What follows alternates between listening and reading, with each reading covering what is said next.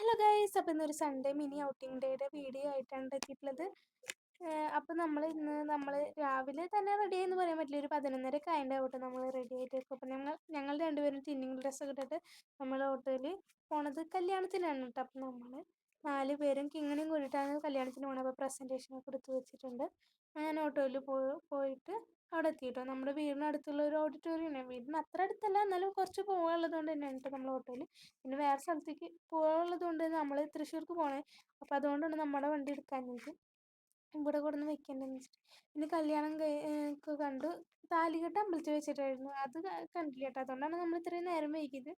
പിന്നെ നമ്മൾ പോയിട്ട് ഭക്ഷണം കഴിച്ചു. സദ്യയായിരുന്നു, പാലടയൊക്കെ കൂട്ടിയിട്ട് നല്ല രസമുണ്ടായിരുന്നു. എനിക്ക് നല്ല ഇഷ്ടമായി.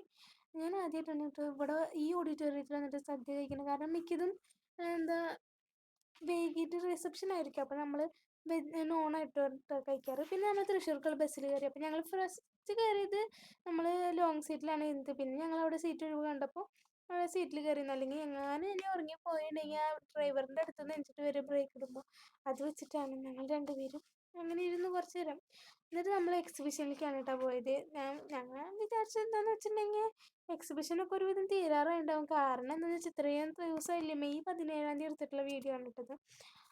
അപ്പോൾ ഇതൊക്കെ തീർന്നുണ്ടാവും എന്നാണ് ഞാൻ വിചാരിച്ചതെങ്കിലും തീർന്നിട്ടൊന്നും ഉണ്ടായിരുന്നില്ല. പക്ഷേ വ്യത്യാസമൊന്നുമില്ല, എല്ലാ പ്രാവശ്യം ഒരേപോലെ തന്നെ കയറി ചെല്ലുമ്പോൾ ഇതൊക്കെ തന്നെയാണ് ഉണ്ടാവാറുള്ളത് കേട്ടോ. പിന്നെ ഞാൻ അങ്ങനെ അധികം വീഡിയോസൊന്നും എടുത്തില്ല.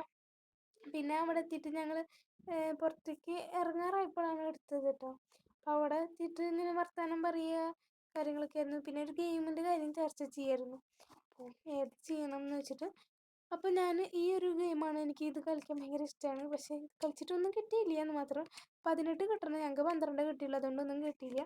പിന്നെ ഒരു EV സ്കൂട്ടർ അച്ഛൻ പോയി നോക്കിയിട്ടുണ്ടായിരുന്നു. പിന്നെ ഒരു കരിമ്പൻ ജ്യൂസ് കടയിൽ പോയിട്ട് ഞാനും ചേച്ചിയും കരിമ്പൻ ജ്യൂസ് മേടിച്ചു. അമ്മയ്ക്ക് ഇഷ്ടമല്ല അത്, അച്ഛന് മധുരം പിന്നെ തണുപ്പൊക്കെ ആയതുകൊണ്ട് വേണ്ടെന്ന് പറഞ്ഞു. എനിക്ക് പിന്നെ അത് ഇഷ്ടമല്ല എന്ന് പറഞ്ഞിട്ട് മേടിച്ചില്ല. പിന്നെ നമ്മൾ ഫാഷനിലേക്കാണ് പോയത് കേട്ടോ. അവിടെ നമുക്ക് കുറച്ച് ഡെയിലി വെയർ ഡ്രസ്സസൊക്കെ എടുക്കാണ്ടായിരുന്നു. ഞങ്ങൾക്ക് 3 പേർക്കും എടുക്കണമായിരുന്നു. പിന്നെ കുറച്ച് ചില്ലറ ഷോപ്പിങ്ങിന് വേണ്ടിയിട്ടാണ് നമ്മൾ പോയത് കേട്ടോ. അങ്ങനെ അതൊക്കെ കഴിഞ്ഞു. പിന്നെ നമ്മളൊരു ഹോട്ടലിൽ പോയി, നമ്മൾ പോകാറുള്ളത് തന്നെയാണ്. അവിടെ പോയിട്ട് അച്ഛൻ ചായയും കുടിച്ചു.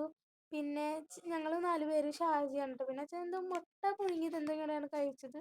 വേറെ സ്നാക്കൊന്നും മേടിച്ചില്ല. നമ്മൾ ഇത് കുടിച്ചപ്പോൾ തന്നെ നമ്മൾ വയറ് നിന്നു, കാരണം സദ്യ കഴിച്ചിട്ടാണല്ലോ പോകുന്നത്. പിന്നെ കരിമ്പൻ ജ്യൂസും കുടിച്ചു. പിന്നെ തൃശ്ശൂരിൽ നിന്ന് നമ്മൾ കുറാഞ്ചേരിക്കുള്ള ബസ് കയറി കേട്ടോ. പിന്നെ കുറാഞ്ചേരി നമ്മൾ നേരെ വീട്ടിലേക്ക് ഓട്ടോയിൽ പോയി. ബൈ.